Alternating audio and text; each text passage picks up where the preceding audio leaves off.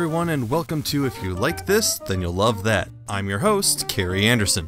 This is a series where we take popular media of today and give suggestions what to watch and play that may be of interest to continue your binging pleasure. To help out even further, I'll put little icons in the corner here where you can play these games right now. But whatever you can't find here, I recommend checking your local library for the physical copy. You'd be surprised what you can find there.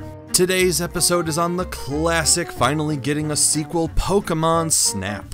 Many of us from the N64 generation have fond memories of this game, a different take for the on-rails shooter mechanic. You play a photographer trying to take the best pics of Pokemon you can, being graded on style and unlocking new ways to provoke a unique moment to capture on film. This is a more peaceful game than most Pokemon spin-offs, but with its sense of exploration, observation, and creative merit, the game has charmed many who have been asking for a sequel for more than 20 years. But what do we do when we have no more pocket monsters to snap?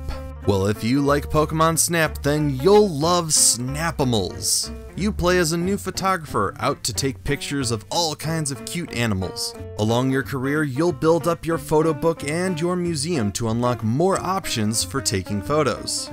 This is an adorable game as the personalities of the animals shines through, with something new happening in the same level every time you play. Though this is a mobile game with pretty low resolution characters and does contain some gacha mechanics, it is still a good-hearted time. Next up is Afrika for the PS3. You play a photojournalist in the vast wilds of Africa. As such, you will be given mission objectives on which animals need to be photographed, but your composition is what ultimately gains you money for upgrades. This is beautiful, with one of the best soundtracks out there for a video game. However, it is only available for the PS3, and on the second-hand market can demand a high price. Now we move on to the Endless Ocean series. You're a scuba diver sent out to discover many sea creatures and search for treasure. Along the way, you discover the existence of a creature known as the mother whale and set out to track it down. Endless Ocean is a very calming game with a wide open expanse that draws in its player. The music accompanied in your journey brings a nice calming tone to the game that may be what some players are looking for. Now let's talk about Wild Earth African Safari. Similar to many games, you are a photojournalist looking to take pictures of various animals. This game is actually very simple with no strong difficulty, as it was probably meant for the youngest audience. I say this because it contains various educational anecdotes about the animals you will be photographing while you are lining up your shot. Similar to Afrika on the PS3, but using the Wii's motion controls, you can line up the shot more accurately, though your composition will not affect your score. Flying up is the adorable TORIPON! In TORIPON, you walk into an apartment inhabited by 40 types of birds. You are welcome to walk around and take photos as the birds walk around and do silly things. Utterly adorable, this sandbox allows you to take your time and discover all the nooks and crannies playing hide and seek with the various birds. However, it is very indie as the game only has the one location, but the polish on its gameplay is a relaxing, fun time. Alright, we're going into the horror genre, starting with Dead Rising. You play as photographer Frank West as he heads into a zombie invasion of a small-town shopping mall.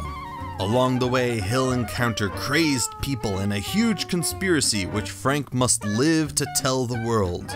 Okay, though this game is not a photography game, it does contain a photography mechanic that does garner points based on composition. Though this is hardly a relaxing game, as you will always be under threat of death as the various enemies will go after you while you fight a countdown to the end of the game.